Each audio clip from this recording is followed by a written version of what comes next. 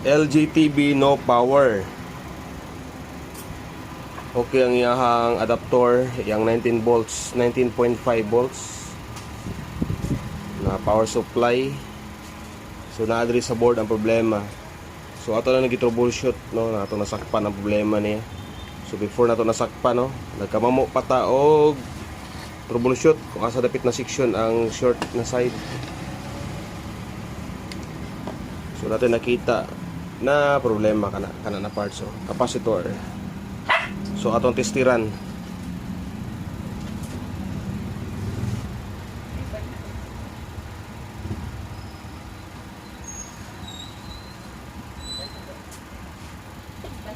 Short kayo.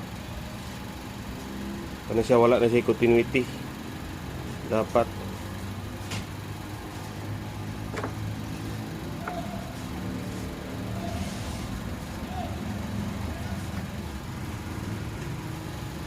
wala na siya, short kayo. So kana ang problema niya. Mao man yang okay, oh.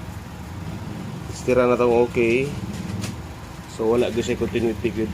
So pasabot kani short ni, kani good ni. Ato nang atong iilis ni siya. Singa na to na yun niya.